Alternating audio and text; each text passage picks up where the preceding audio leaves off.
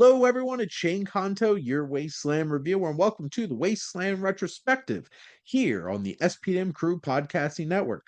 And this is my weekly show where my guest and I each pick a film related in some shape or form, and hopefully by the end of this episode, you have two movies to go check out.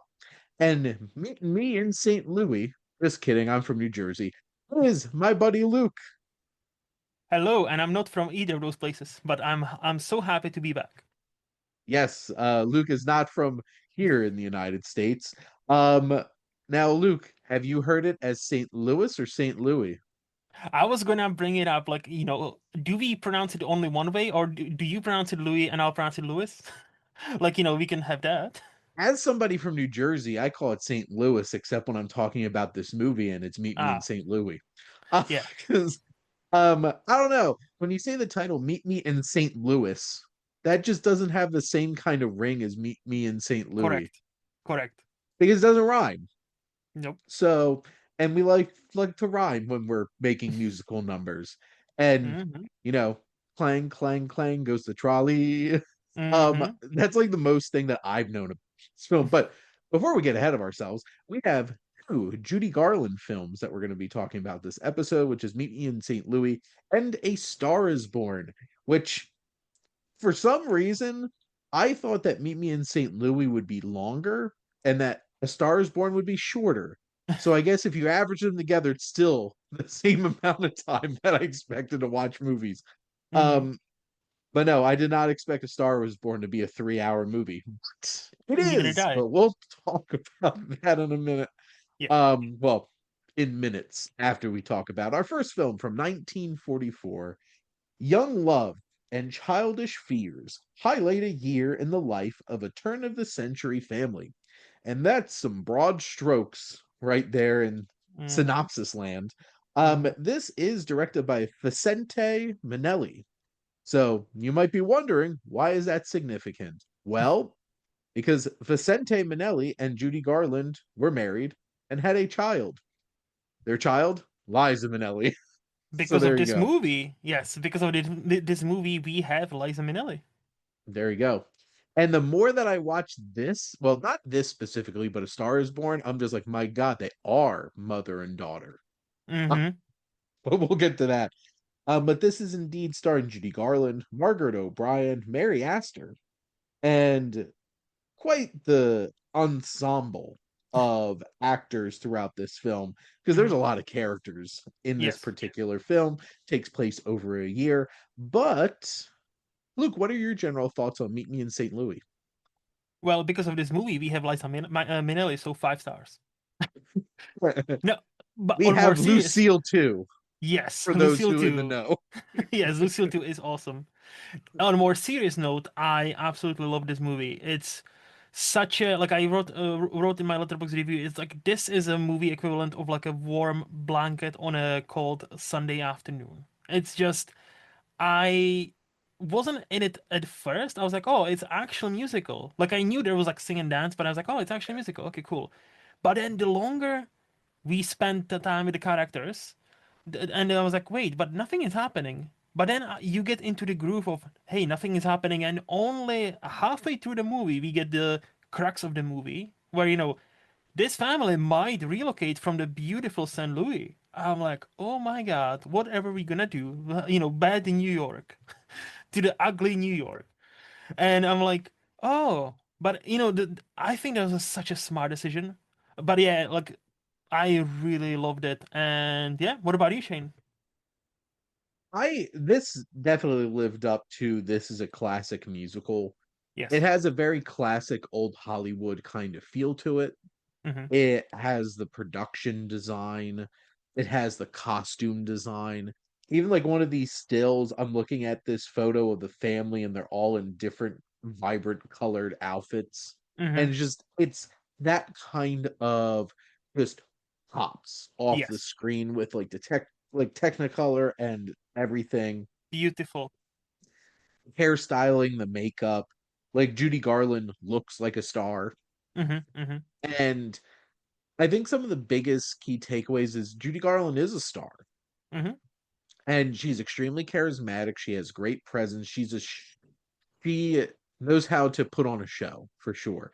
And she has an incredible voice. Hmm. And there's some really iconic musical numbers. Obviously, the trolley song was the one that I knew before going into this movie, Hmm. which is a lot of fun. It's zany and, has a lot of charm to it. Um, this being a very episodic seasonal story was not on my bingo card because, like, to be frank, I knew nothing about the actual story of this movie going in. I thought that was an interesting choice, and yes, it does take some time before we get the um like the call to action. Is the tension floating around that, like, this might be our last year in our home. Hmm. And it has all those little moments of character bits of, like, the whole phone call thing where it's just like, we're yelling, but we really love each other. I thought I was watching Twin Peaks again. And David Lynch just yelling everything. Hmm. Um, I thought that was fun. The whole dynamic with the father who's like, I guess I'm the only one in this house who doesn't know what the hell's going on. Hmm. And you have all those, like, family dynamics and stuff like that.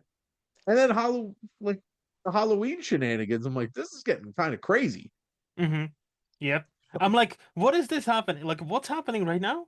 But again, like, it's that episodic nature of this movie, and I feel like this in nine movies out of 10, this doesn't work. But somehow they make it work because, the main actress or no, sorry, Judy Garland is the main kid actress, won what used to be like a Best Child Oscar Mm, because she was so delightful. Margaret And O'Brien. yes, yes, and she is today the only surviving cast member. Apparently, like somebody from this cast died last year, and she is the now only sole survivor of this movie. So I'm like, okay, good for her. But no, like she was great. Like the thing is, yeah, like it's not just Judy Garland because like the movie hinges on her. And Mm, so like when the big finale happens and like she has that plea and she's destroying the snowman on the garden like and like I would rather for them to die than anybody else have them, like I don't want to leave, and she's crying the big tears. Like if she doesn't sell you that moment, that this movie doesn't work. mhm. And she sells it so well, and this is like I think this is ultimately the what I said before, such a smart decision to allow us to spend 1 hour of runtime with this family before we even get to the plot. Like, we just get like, hey, Judy Garland is very intrigued with this neighbor. Like, she's obviously had hots for this neighbor. And like, the sequence when Hey, when hey, she's like, guy, you want to help me turn the lights off? yeah, with the lights. I was like, okay, let's walk around this house very quietly and turn these lights off like manually because obviously, this is in 1903, I think, 1903, 1904 year. So no electricity, petrol, like oil lamps. So you need to actually switch them off manually with like this fucking long stick. And that was such an interesting sequence. I'm like, oh, but obviously, early 1900s, they cannot just say, hey, you want to do something? No, they need to be chill. They need to be. I want a movie today to kind of spoof and homage that scene Hmm. where they're wrapping up, like, a house party and the girl really likes the guy and it's like, will you help me turn the lights off around the house? And they just slowly walk to one light switch and click it off and all the lights go off. It's But like the that problem just with that is nowadays they would be like, okay, it pulls up the phone because everything is now electronical, goes to the app, and is like, bedroom lights off. or that would be Living. even funnier. So that's the joke. And I feel like Yeah. those in the know Hmm. would really appreciate that, and I think it would be funny. Hmm. Like the main girl has, like, a fascination with, like, old Hollywood movies or something Yeah. like that. Yeah. I'm gonna write a romance, Luke. It's gonna be great. Let's do it. Um, this is very charming, Hmm. and it's a very old school charming kind of thing, and, like, it lives in that space of time where this type of courting and stuff like that was a thing. Hmm. And if you think this is outdated and archaic and stuff like that, and you might not like the charm of it, No. well, you're missing out. Because like this is a very charming experience, Hmm. and you know, there's some crazy moments like the whole Halloween thing and the bonfire and the kids getting all up to stuff and Judy Garland getting mad and beating up the neighbor because she thinks that he hurt her younger siblings. Yep. And you know, the dance where was that her grandpa that she goes to the dance with, right? I believe so. And Yeah. and that was such a charming moment where they danced behind the big thing and she came out with the guy that she really likes. I'm just like, Hmm. that was smooth as hell, grandpa. Yes. You like wingman for sure. And there's just moments like that throughout the film that just have that little magic. And not gonna lie, as an adult man at this point, Leon Ames, Mr. Smith, I kind of feel for the guy. It's just like this man's just trying to live his life, being being the patriarch of his family. Nobody Hmm. tells him anything. He gets Hmm. this great opportunity, and everybody's mad at him. Yep. And at the end of the day, it's just like I appreciate the dynamic that he has with his family, Hmm. um, and how it evolves throughout the film. And no, this is one of those films like if you told me on paper this is what you're going with, I'd be like, I don't think that's gonna work. No. But I give a lot of credit to Vicente Minnelli, who brought the charm, brought Hmm. the energy, threaded this all together. I think this large, very talented cast really comes together to make this work. Hmm. I think they all feel very organic as a family Hmm. unit as well. And this is just that old school kind of charm that I feel like I don't know if it's because the cynical world we live in at this point that like filmmakers can't capture this kind of just like wholesome charm anymore, or that people would just think that it's cheesy and they don't like it. I don't Yeah. know. It would be It's both. And also, like, imagine today if somebody made a 2 hour movie where the first hour of the movie, nothing much happens. Imagine people complaining about, well, the first hour doesn't have to be here. We kind of, and I think this is what some people, when they say they don't make them like they used to, I would imagine that's what they mean. Is we forgot because of like, our attention span has gotten so bad, myself included. I'm not pissing on everybody else and calling myself the king. No, I like myself very much included, where our attention span does not allow us to just be in a moment. But back in 44, back in the day, you had to be in a moment. So you were allowed certain things like, hey, let's make a movie about this one family, and the story is, yeah, there is a story, but don't worry about it. You will spend some time with them, and despite us living in 2026 now, we can still relate to that family. Not because we live in St. Louis, not because we live in a time where we have all petroleum lamps, because the ultimate struggle of, hey, we want to relocate, it would be logical move to make, but we have our roots here, we have everything we love is here, we don't want to move. So even though logically it makes the most sense for us to move, nobody really wants to do it. And I think that's the sincerity that mm, we all strive for. But when we do, or when we say something like that, it's like, oh, you're being so cheesy right now. Oh, you're being so, you know, you're being so, or, life is not like the movies. And it's just like, it's a shame. Like, I understand life is not like the movies, but this is why I feel like now w- many people find these movies as their comfort movies. Where it's like, it's obviously like heightened reality to an extent. Well, to a large extent, because obviously they sing and dance. So to a very yeah, large extent, it's a very heightened reality. But they sell it to you so fucking well. They and it, like and even Judy Garland to me doesn't stand out. Like, she's great, don't get me wrong, but she doesn't. This is more like an ensemble piece. yeah. This is more like every person in that family has their own scene where they kind of stand out. Every person has the purpose, so they all work together as one unit of a movie. And to me, that's what I found the most charming is. why will I rewatch it in the future is not because of the story, not even because of the music. It's because of that cozy atmosphere, the familiar, like, feeling where it's like, hey, this could be kind of cool. Like, if life could be kind of like that, it'd be very nice. Well, and at least to point out too, in that first part of the film, before we get the whole "we're gonna move" Yeah. moment, they set up subplots Hmm. that thread through the whole, like the Yes. um Esther, Judy Garland's character, and her love interest, that gets set up pretty early. So Yes. like they're threads that get set up that pay off throughout the film. And Hmm. it's not the big conflict doesn't come around. Hmm. But also I feel like most people making movies like this today are like Hallmark and cheesy Netflix movies that don't have the directorial effort, the budget, the production, and all that behind it, and also like talent. I was Like gonna say, let's from call it as it is. They don't have the talent necessary.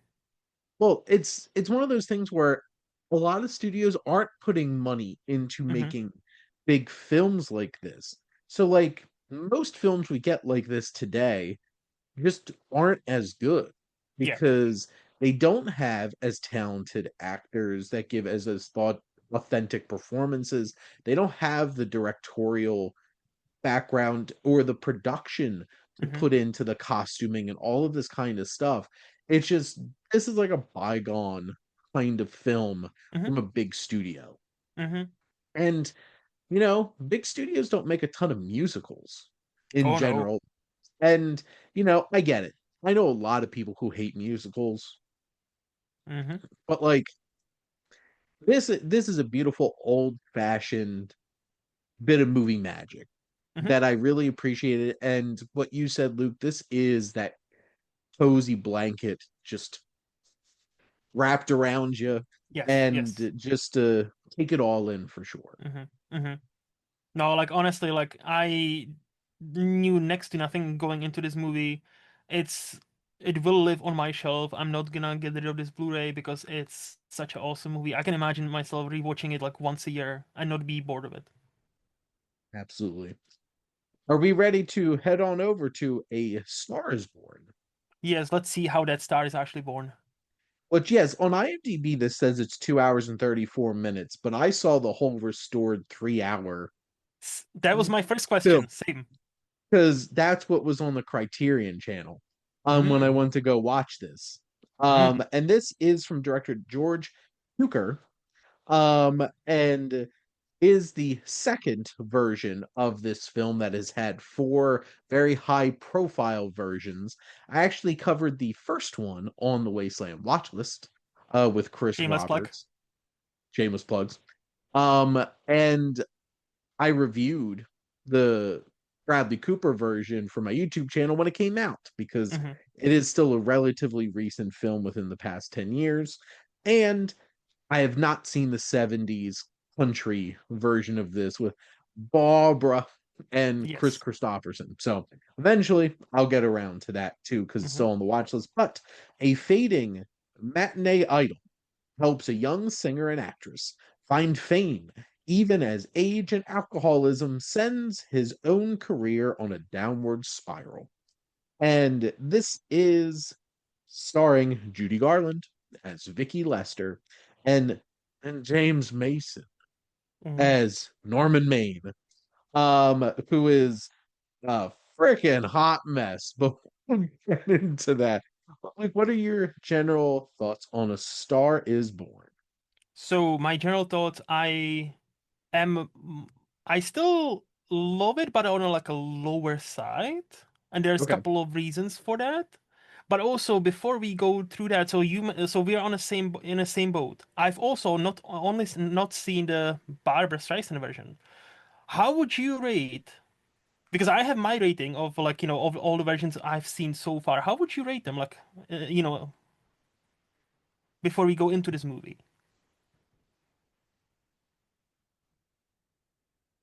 So, not gonna lie, I Hmm. really love the Bradley Cooper version, Okay. and that was one of my favorite films from that year. Hmm. I I don't want to say I don't want to like if you really press me to rank this, that still might be my favorite. Okay. Okay. Um, this one's a little bloated, but we'll get to that. Mm-hmm. Could have been tighter.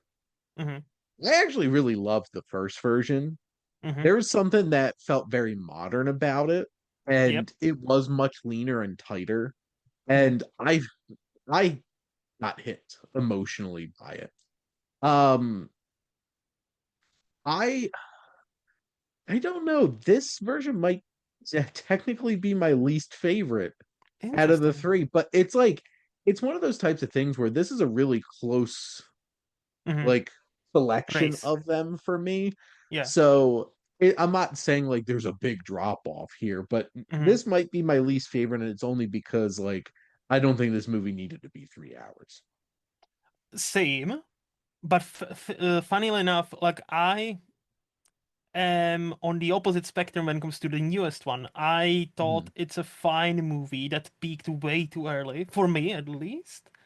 Emotionally, it peaks when she sings for the first time, and afterwards, it's like everything is expected. But again, we don't talk about this movie. So, like for me, this version actually is currently, even with its flaws, it's my preferred choice. But yeah, no, the original, because this is you can say this is the first remake of the of the movie. It So the was. Yep. original is surprisingly great. Like Yeah. original, like if people, obviously we were talking about the 54. If people are haven't seen and don't know, there's a 1937, Seven. something like that, around its 30s, 100%. If many have not known, there's like three different versions, and they only know the Lady Gaga and Bradley Cooper one. They are worth checking out because, as Shane mentioned, they are all not bad movies. It's 37, Yeah, 54, 76 in 2018. yeah, yeah. So yeah, and I also haven't seen the 76 one. But yeah, so this one I think I'm maybe on the same boat, but yeah, so this one low side I loved it. I'll get to why, but I still enjoyed myself. What about you? So this is a film that I think this is the most iconic Mm-hmm. version of this story because Judy Garland. Judy Garland, man, Mm-hmm. is a star for sure. And like whenever she breaks into song and dance, and there's some fits in this film in terms of like the costuming, Mm-hmm. like holy crap. Mm-hmm. And we'll dive into that more. He is a revelation. James Mason is a train wreck, Mm-hmm. and he sells that train wreck so well. The challenging thing is this might be one of the reasons why this is slightly on the lower end for me too. Out of the three that I've seen, this one I feel like has the least amount of time where I actually care about him. Interesting. Because from the start, I was gonna say, is it from from because the we are start, introduced to him he, and he's a total dick? yeah, Yeah. from the start, he Mm-hmm. is a piece of crap, selfish mess of a Drunk. human being. Drunk. Yep. Yep. And there, like, this had a lot less moments. Like, I did really feel towards the end. Mm-hmm. Like, there's my biggest gripe with the Bradley Cooper version is I hate how they handled well, let's rip the band-aid off. This story's been around for like 90 years. Yes. So the big crux of the film is he commits suicide at the end Yes. to get out of to get out of her way. Mm-hmm. Mm-hmm. And I hate the idea that that is caused by somebody else's intervention. Because in the original film, Mm-hmm. this is a decision he makes very clearly on his own. Mm-hmm. Mm-hmm. In the Bradley Cooper version, he's like peer pressured in by this horrible character. And I'm not just talking about like horrible because they're a bad person, a horribly written character that I actually hated in the movie. Now I'm remembering that very distinctly. I hated that character and how that character was utilized in the movie. Hmm. And I think there's a little bit of that here, but it's not as egregious. Like there's a guy that calls him out on his stuff Hmm. at one point. Um, but this film, those final moments though, between them, I saw it because I struggled to. This is, I think that's one of the things that I struggled a little bit in this film, besides the length, which was I completely disengaged at any point? No, but I'm like, does the neat movie need to be 3 hours? No, yeah, Probably not. agreed. Is it was hard for me to believe why he loved him so much in this film because so much of this movie he is being a complete and utter asshole and a Hmm. mess.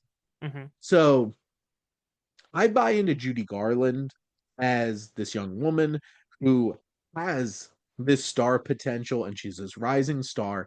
And here's the thing, love's tricky.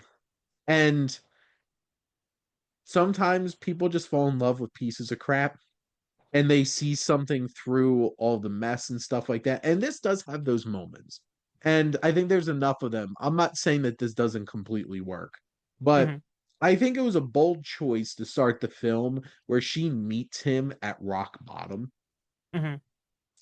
because I don't think that's exactly the case in the other films. Like they're obviously a mess, but like he is a like he I was shocked when he straight up like threw somebody through Yeah. like the makeup area and stuff like that. I'm like, holy crap.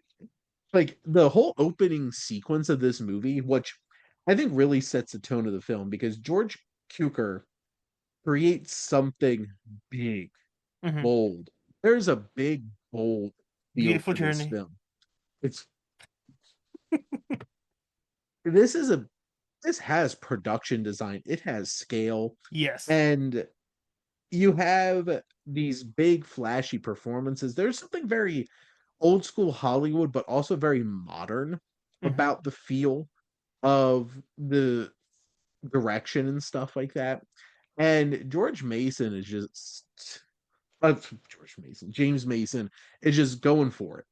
Like he is a hot mess. Like the stuff that Norman Maine does in this opening sequence of this movie, going on the stage while they're trying to do their song and dance number. Hmm. This is like, my God, this man. And you would think that would be rock bottom. Hmm. But it's not. No. And we have that scene at the court Hmm. later in the film where I could be rock bottom, but obviously truly rock bottom is like this man kills himself. Hmm. But getting there, but there's a lot to chew on in this film because there's a lot of film to experience with this for sure. Yes. So see, so to address your point, so during whilst I was watching it yesterday, I was in between like there was scenes where I was like, oh yeah, this is 4 stars, and then I was like, oh now this is 5, and I was so like I was shifting back and forth, and I think what ultimately swayed my rating and how I feel about this movie is the dynamic between those two, and when I thought about it in a way where I think they in this movie display love in a very nuanced way because like you're right, he is not a great person. We see him in from first scene, he's a horrible, he's drunk, he's like I'm pretty sure that was the manager or like his like guy who like irons all his issues, and that's what and that's the one who like effectively spits in his face towards the end, like he Yeah. got thrown through that. And I thought, the movie portrays the love. It's like, it doesn't matter how the person acts if they found somebody who sees something else in them.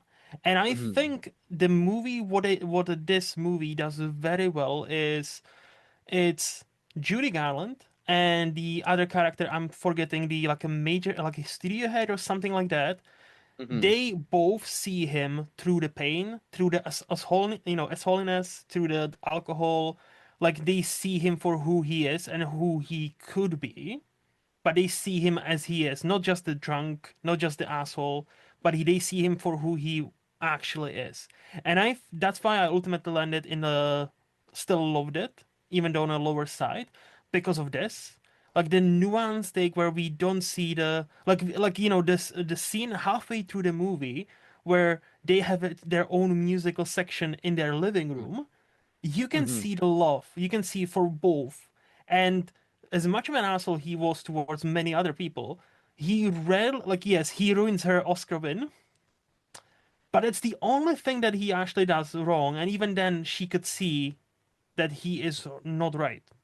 So like there's no and like she is ready to give up her career because yes, there is a part of her that feels as she says to that person, I owe my career to him.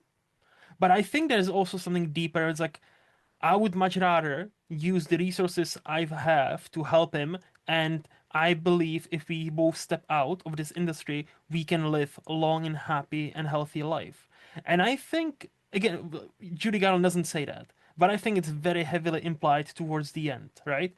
Yep. And I think that's the kind of nuance where many people would, especially from that era, wouldn't have. Even now, to be honest, because like now everything like is kind of on display, and I prefer those movies when it's like you can read in between the lines, not just necessarily like remember what's been said, but if you can read between the lines, and that's why I ultimately landed where I landed. My one of my points, besides the, I think we both can agree 3 hours is a bit too much. So like, but besides that, I was gonna bring maybe a controversial opinion, maybe. So like, and I want you to challenge me here. I would say Judy Garland is a spectacular performer.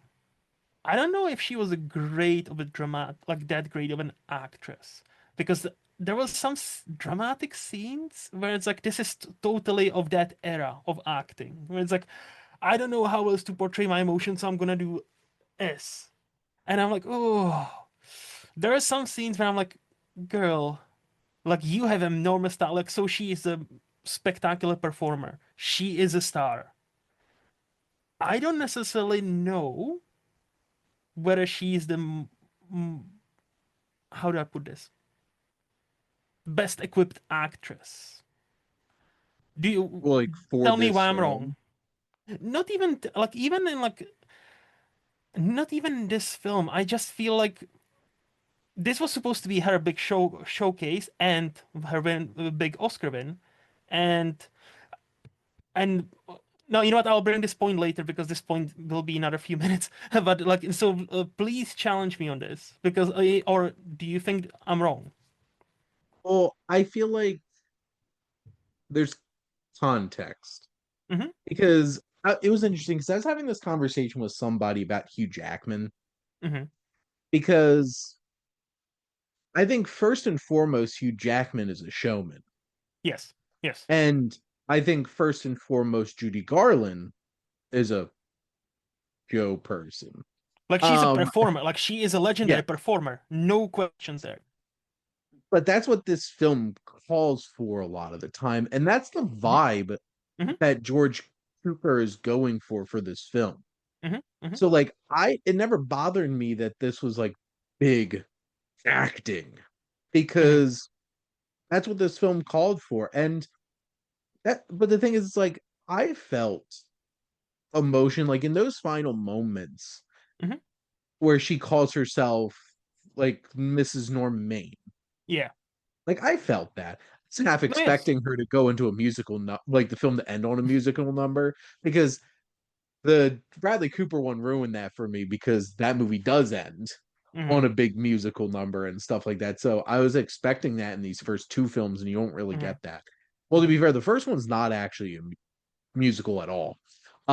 This is the one that like sets that tone. Hmm. But like I felt like that final scene between her and him, I felt some real emotion there. No, the final scene, yes. The final scene, like I'm talking about a few scenes, like before and after, where it's just her. Because I think, the what's his name again? George. I'm The sorry. I'm director, no. The actor, James Mason.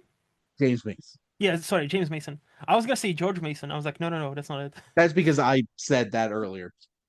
But But I think Jason, he brings out the best in her, and when it's just Judy, again, caveat, in a dramatic performances, not in a like again, song and dance, one of the best that's ever lived. No questions. I'm not trying to knock anybody down, especially Judy fucking Garland. Like let's make it clear. But in those scenes where it just relies on her, I felt I seen it through the cracks. I seen there was like some cracks there. I'm not saying totally like she was horrible. I'm not saying that. I'm just saying my other point. Do you know who won that year for best leading actress? no, So it was, why her name escapes me right this fucking moment. It's the Queen of Monaco, Grace Kelly. Grace Kelly, for a country girl. Have you seen that movie, Shane? I have not. It's fascinating because it's pretty much the same thing. She also has to take care of a drunk. That's literally the role. And I've seen it like a year ago. And without even knowing, this is the role, like this is a clear Oscar winner. Like Grace Kelly, what she does in that movie the same year. I'm like, this is a genuine emotion. She's a great actress by any means. Like, it doesn't matter the era. And she sells you that.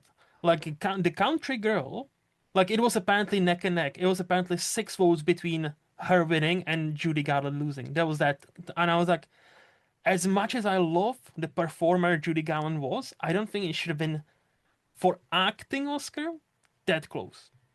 Because I think the performance is one aspect, and if there was a, like kind of like a stunt, like kind of like, if there was a best stunt, but Tom Cruise would have had 20 now, right?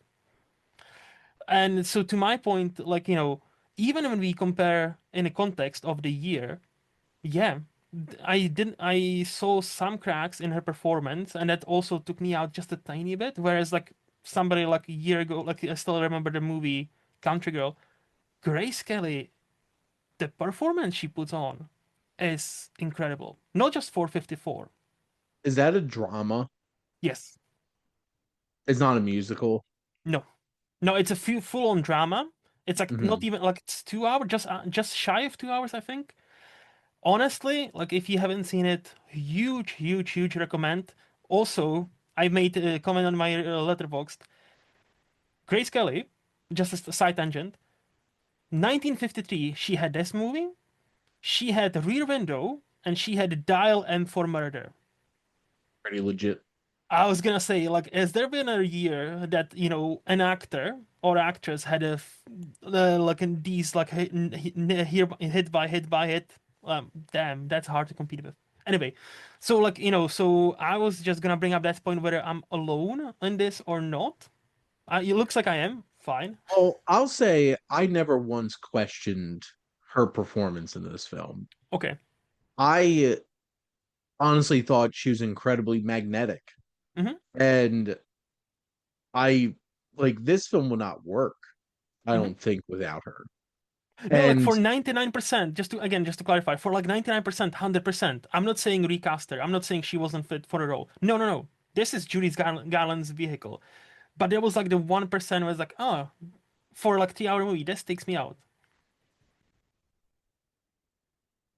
I certainly don't think she was the thing that would take me out any moment in this film. Okay. I think like did we need to have this many musical numbers and stuff like this that lasted this long? That was what Mm-hmm. I felt more the length of the film. Mm-hmm. But no, I think she excelled in the type of film that George Cukor was asking Mm-hmm. for. Mm-hmm. And that's why I asked those specific questions about Country Girl, because I imagine that was a very different type of film. And Yes. here's the thing, I've seen Judy Garland in this, Meet Me in St. Louis, and The Wizard of Oz. Same. So these are all big musicals Mm-hmm. and that big style of acting. Mm-hmm. And I haven't watched Judy Garland in a straight up drama that didn't have this like showmanship aspect of it. Mm-hmm. Mm-hmm. So I don't know how she was in a role that's 100% reliant upon those elements. But I didn't question her Mm-hmm. performance at all in this. And yes, was it big? It certainly was, and it was showy. Mm-hmm. And I think that's the type of film this is, That is because true. this is a big, showy film, which is Mm-hmm. very interesting because what was the other biggest movie that came out this year? On the Waterfront, Oh yeah. which is the complete opposite, Mm-hmm. because that is the method Mm-hmm. to, like, if you were going to pick any film that was going to show you the method of acting, that's Yes. it. Marlon Brando, yes. Well, the whole entire, like, Carl Malden, Lee Jacob, like that is a movie about the method and Elia Mm-hmm. Kazan making very raw, very visceral human drama. Mm-hmm. This is an epic 3 hour musical that is big, vibrant, gorgeous, and the performances are big. They are they are so full of so much light, and that's that's what I took away from this. Judy Garland Mm-hmm. lit up the screen, Mm-hmm. and I think that, like, the comparison that I brought up earlier, the whole Hugh Jackman thing, I was having a conversation with somebody because he is a showman, Yes. and I think first and foremost he is a showman, and I think it's one of the reasons why he gets overlooked and taken for granted when he acts is because, like, but the thing is, I've also seen him in other types of roles. Like, if you tell me that Hugh Jackman can just do big musical performance kind of stuff, I'd be like, watch Prisoners. Mm-hmm. Because if you want to watch something absolutely terrifying and deeply emotionally tragic, watch that. Yeah. But the thing is, I don't have that reference with Judy Garland, so I haven't seen her in a straight up drama like that. And whether I would question if she had those dramatic chops. But for everything that was asked of her performance in this film, I think she delivered. So I Mm-hmm. guess on this one, I would disagree. That's But fair. That's fair. I've also haven't seen Country Girl, so I'm not going to make a judgment on who deserved Best Actress or not. But I think this is an all-time movie performance. Like this And definitely is like her like defining performance because from all I could gather from IMDb, uh, this is effectively what ultimately broke Judy Garland. Apparently, if IMDb's trivia is to be trusted, that this is that loss is what kind of broke her, and ever since then she's been on a downward kind of like, you know, path. As compared to Jason, her partner, who apparently has acted ever since, until he died, and only took 75. on took on a protege who happens to just be Sam Neill. I'm like, what? Apparently, yeah, he was tutoring this young actor, up and comer called Sam Neill. I'm like, Which wow. is interesting because they kind of have a similar vibe. Yes, If you really think about it. kind of, yeah. And I'm like, damn. So Sam Neill has a direct connection with this old Hollywood. Well, Uh, and obviously Judy Garland died very tragically at 47 years old. It's insane. And because if you look at, like, big movies after this, I know she was in Judgment at Nuremberg, but, like, that was a humongous ensemble piece. Yes, I've So, seen it, like, but I don't remember her in it, to be honest. but I need to rewatch that. Same. I thought about rewatching that after I saw Nuremberg. Um, Mm-hmm. BAFTA Best Picture nominated Mm-hmm. Nuremberg. Yes. Interesting. But I think she was electric. She was fantastic. Some of the other things I did want to point out about this film, Mm-hmm. the technical aspects of this film are off the charts. Like, 100%. off the charts. Just looking at some of the stills from this, like, one, the scene where he does swim out to commit suicide, that shot Mm-hmm. perfectly symmetrical of the sun and him walking out into the ocean. That's one of the most gorgeous looking shots I've seen in a movie. That whole entire last sequence and how it used shadow, and there's a distance there, and there's something that I think the best acting that James Mason does in this film is in that scene, because there's a subtlety of like there's a tragedy in it, because you can tell Mm-hmm. there's something dark that he's thinking about Mm-hmm. behind all that like loving talk that he's having with his wife in that moment. Yes. The courtroom scene is tragic. Like that judge is like tearing him down, and in a very vulnerable moment, how Judy Garland like stands up Mm-hmm. and very emotionally Mm-hmm. has to take her take him into her care. That one musical number with her with like the red sweater and the straw hat, that was the moment where I'm like, oh my god, this is Liza Minnelli's mom. Yeah. Because like they had a very similar vibe. The one that stood out to me the most is that musical number where he's in that like burgundy maroonish jacket with the waistcoat and the hat and those plaid pants, and everyone behind her are all in pink, plum, red. It's like one of the most colorful, vibrant, just designs I've ever seen for a musical number in a movie. And I'm just like, holy crap, the amount of time and effort and detail that they put into these musical numbers was insane. This is like big Hollywood kind of thing. And there's so many like that scene even had her in front of like a wall full of like red flowers and stuff like that. Mm-hmm. The musical numbers are big. They are catchy. Judy Garland sells the hell out of them. And that's one of the reasons why I'm like, yeah, this did they need to be here in this full length? Probably not. But like I'm not, it's hard to argue with them when they're such impactful, impressive musical numbers and stuff like that. Because like trust me, I've watched old Hollywood musicals where I'm just like, they could have cut like 45 minutes of musical numbers out of this and it would have been perfectly fine. Looking at Mm-hmm. you, my fair lady. It was one that I had like there was like a whole musical number that was like 10 minutes. I'm like, you could have completely cut this from the movie Mm-hmm. and the movie would have been better for it. But there's just so many technical aspects of this film that are marvelous that just makes this such if you wanted to show somebody what old Hollywood was like Mm-hmm. filmmaking wise, like this is a blueprint to show them for sure.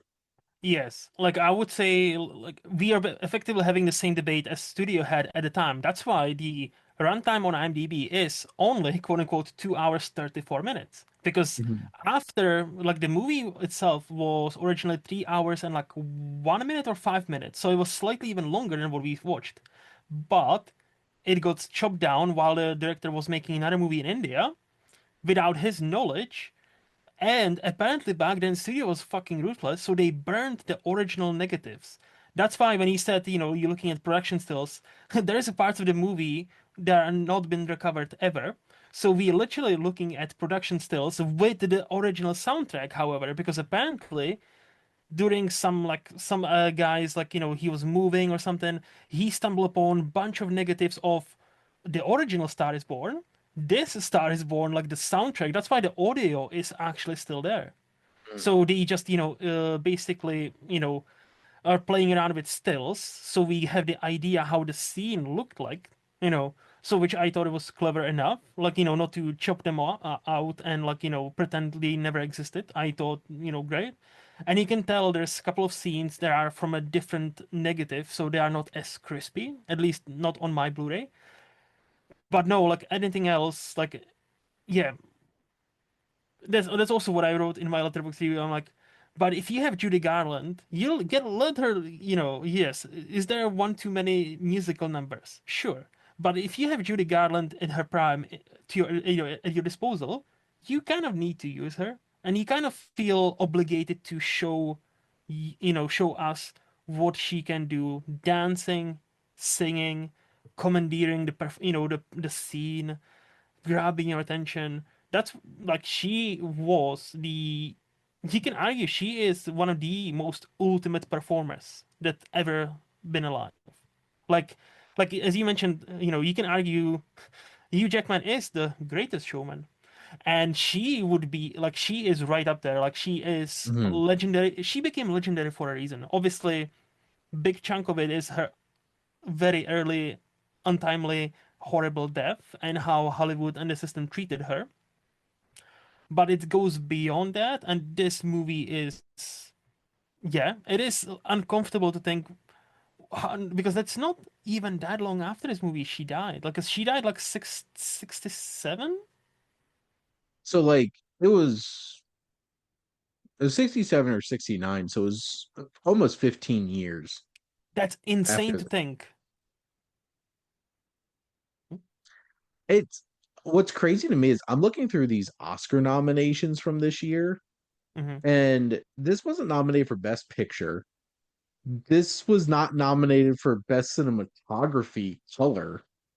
That's great. Like, That's I need insane. to watch Seven Brides for Seven Brothers to see why this movie was getting all of this love and A Star Is Born didn't. Hmm. Like George Cukor wasn't even nominated for director. I'm just like, what was the Academy smoking at the time? Like, obviously, I'm full on board with where is it? On the Waterfront winning Hmm. Best Picture and all the On the Waterfront's one of my favorite films of all time. It's an incredible film. Hmm. And it is a very different film than this. Um, it's probably an interesting dichotomy to look at those two films and see the different directions Hollywood was going at the Yep. time. But this is one of those classic big musicals. And that was fun about this is watching these two classic big musicals because I love musicals. Hmm. And I definitely have some blind spots in some of these older old Hollywood musicals to check out. I just watched Oklahoma for the first time a Nice. couple weeks ago too, and that did not live up to the hype. Oh shit. Um, some of the musical numbers are Hmm. very iconic, but like speaking of movies where elements of the courting and how relationships work aged horribly, that's definitely up there. Hmm. That's aged very, very poorly. But Hmm. I feel like The Star is Born stands the test of time. Like if you want to look at how you do production design and costuming and all kinds of stuff like that, this is incredible. And there's something very special about this film. And if you're willing to put in the time to watch all 3 hours of it, I think there's a lot to wow you with for sure. And that's why, out of the all three, out of four versions I've seen of Star is Born, this is my favorite still. Even despite all my gripes with here and there, this is still my favorite version. Like, yes. Like, am I keen on rewatching it anytime soon, given the runtime? No. But can I see myself rewatching it at some point, like 5, 10 years down the line? Absolutely. Because it is like the ultimate idea is, as you said, like, if the assignment is show a total newbie old Hollywood movies that would make them appreciate the big scope, the big production, the big everything big, this Ben-Hur, like, something like, I still haven't seen Ten Commandments. I know that's often quoted as like that kind of era of like a big scope, big production, but this Ten definitely would be. Commandments.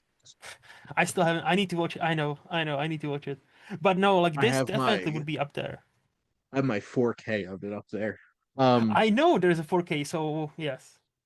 I need to get a 4K of Ben-Hur, but I do Oh. love my beautiful box set Hmm. of the original DVD that they released of it. But Hmm. well, we checked two big time Judy Garland musicals off our watch list. Hmm. And Luke, thank you as always for coming on and chatting movies with me. Always a blast. Thank you so much for having me. Of course, and next month, we're gonna outdo ourselves because we're gonna talk about the Human Condition trilogy, all 3 hours 10, 3 hours 1, and 3 hours 10 of each of these three movies. So we have some movie watching to do Yep. for sure. But next week, I'm gonna be joined by frequent collaborator Jeff as we talk about a double dose of human beings' lives turning into reality television. It is The Truman Show and EdTV. So that'll be interesting. But Luke will be back on even before that next month episode because this is episode 98 of the Wasteland Retrospective. In 2 episodes for episode 100, we're going to convene the crew. It is our fearless leader, Mike Hilty, Adam, and Luke. And we'll be talking about 4, yes, count them, 4 Jimmy Stewart films as we talk about Anatomy of a Murder, Flight of the Phoenix, Harvey, and Winchester 73. So a lot of variety on there, but Luke will be back then. Luke will return. Yes. For the 100th episode of the Wasteland Retrospective. For the Wasteland Retrospective end game, Luke will return. Yeah. For do do do do do. It'll be SP Doomsday. Yes. There we go. There we go. Nailed it. But thank you all for listening. Make sure to like, comment, and share on this episode. What's your favorite Judy Garland musical? There are plenty. She was pretty well known for that. And make sure to follow or subscribe wherever you listen to your podcast. The SPDM Crew podcasting network is ever expanding and ever changing in terms of what we're offering for different types of podcasts, all different types of interests and tastes. If you love movies, there's plenty of that as well. But if you want to join the crew as either a guest or on one of our shows, or you have your own idea for a podcast, make sure to reach out to us on our website. And if you like our logo, check out HiFlyer Creative for all your digital marketing needs. But most importantly, thank you as always for tuning in and supporting the Wasteland Retrospective here on the SPDM Crew podcasting network.